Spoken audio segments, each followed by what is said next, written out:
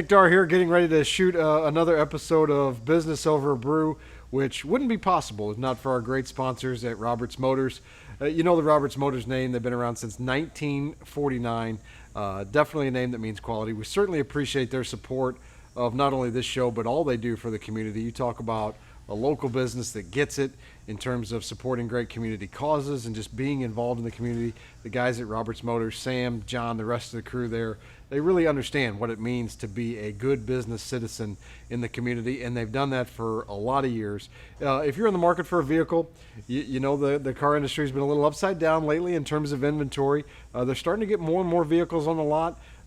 Starting to see some new Broncos out there, so go check that out. A little more pre-owned inventory as well. They're certainly always in the market to give you a great deal if you're looking to sell your vehicle as well. Now's a great time to do that. And maybe something we don't talk about enough is just a really great top-notch service center at Roberts Motors. If you need work done to your car, you need tires, oil change, any kind of service work, Roberts Motors is really a terrific place to consider.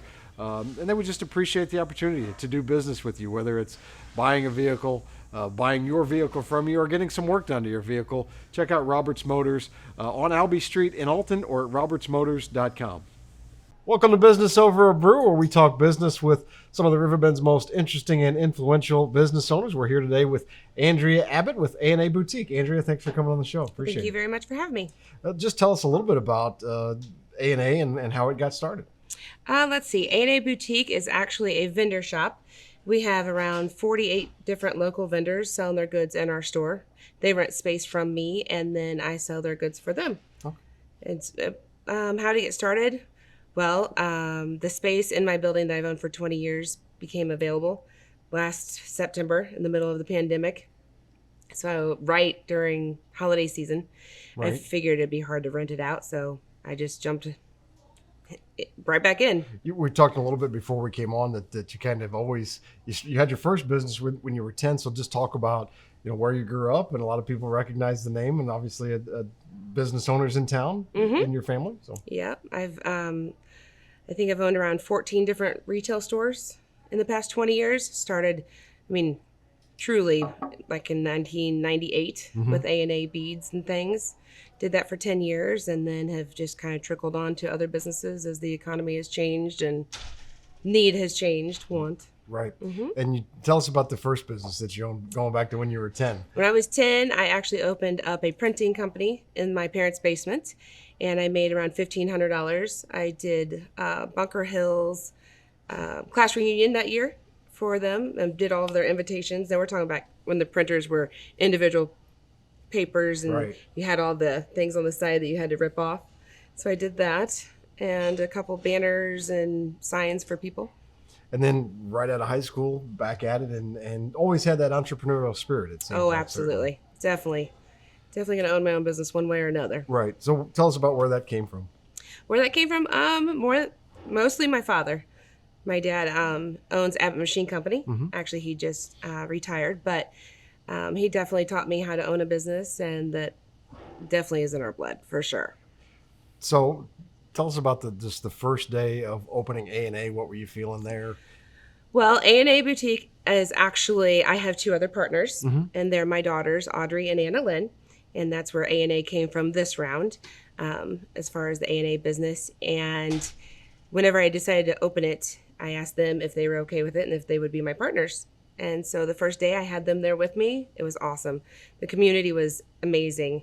The pandemic has absolutely been awful, but for small businesses, it's like people are finally shopping local and small. It's great. Yeah, I think it's brought to light a little bit of, how most local businesses especially are kind of somewhat teetering on the brink. It's not most local businesses don't have a huge war chest and cash flow that can last them through being closed for a pandemic. So I hope that it has brought to light a little bit that you've got to support local businesses because they are the backbone to any thriving community. Oh, absolutely. Absolutely. So how was that? How have you seen that support in our community? Oh, it is quadrupled. In the 20 years of owning, I've owned the building for 20 years and I've had several businesses in there. This time around it's mind blowing. The amount of people, they're not crossing the river. They're not going to the malls and shopping like we all used to, they're actually coming downtown, shopping all local shops. Technology's changed your business a lot too, I know. Oh, for sure. Now back when you started 20 years ago, you had to come into the store to buy something. Now that's totally different. Oh, for sure.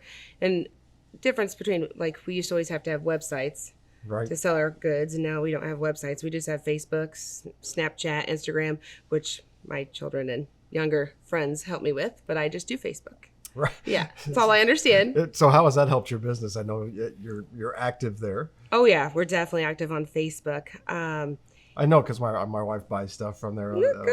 Good, absolutely. And then I She has get to go pick it up. So. There you go. Definitely with the daily advertisements, much different than it used to be, for sure. Used to do a lot of print, TV commercials, right, things like that. What's the most challenging part of the business right now? Most challenging? Gosh, I'm not too sure. Getting there every day on time. With all the detours on Albee. There's been a little traffic and having kids. It makes it challenging. Definitely to the get there, kids. Summer was interesting with them. Right. It was the first time I really owned a store and had children at home that they got ready with me and went to work with me. And that was the first time ever. How about the most rewarding part of owning a business for you? This business would probably be whenever it is the time of the month, whenever I get to write all the checks to all of my vendors. And it's like a second income, third income, or just a hobby for my vendors. And to get to tell them that they sold such amount of their products, it's very rewarding. So for those that aren't familiar with how that concept works, how do you choose the vendors? How do they choose what to bring into the store? How does that process work? Well, it's definitely a trend. And trendish, I guess. Not too sure that's a word. But I say lots of things that may or may not be words, yeah, so that's fine. So. I get the feeling that I'm doing that too. Like we have certain candle vendors, just boutique gifty items. And they approach you, or do you know? Both. Yeah. Both. I put on Facebook that I'm looking for vendors, and then they send me a message, and they will, show me their products. And if their products are a good fit in the store, then we have them come on in. We have everything from jams and jellies to candles to baby clothes, boutique clothing, candy, popcorn, macaroons. So lots of different stuff to be found in the store. Definitely. What's the biggest change, from now over the last 20 years that you've seen, just in business in general? In business in general or trend? I'm not too sure. I mean, I've been in and out so many times. Right. It's not much has changed as far as the business part. How about finding employees and things like that? I know that's something that a lot of business owners are struggling with right now. Basically, it's just me. Yeah. For the most part. That makes it easy. Yeah. I don't really have employees. I have some vendors that, we trade hours with and for space, which is nice. But I don't have a payroll. What are the hours of the store, and how can people find you if they're looking for you? Let's see. Wednesday through Friday, 10 to 5. Saturday, 10 to 4. Sunday, 12 to 4. The address is 300 East Broadway, downtown Alton. And then on Facebook, it's AA Boutique, downtown Alton. Okay, we'll give you a chance to mention that again as we wrap up. But one piece of advice that you would give to a young entrepreneur, somebody thinking about out there starting a business? Go to college. As one thing I wish I definitely would have done. What do you think you missed out on by... The education. I mean, there's a difference between the school of hard knocks, as my father says, that we've all gone to, right, versus the one of having a degree, a business degree, and knowing exactly how it works. Your dad being a business owner, how has he helped you? Is there any sage wisdom that he's given you that? Yes, he's given me lots and lots of advice. The one saying he's always drilled into us is, if you got time to lean, you got time to clean. So that's what he's always said since I was a little girl. That's good. We'll close out with that. Yep. That's a good piece of advice. If you got time to lean, you got time to clean. And real quick before we wrap it up, just give the address and then find you on Facebook as well, I suppose. Absolutely. 300 East Broadway, downtown Alton.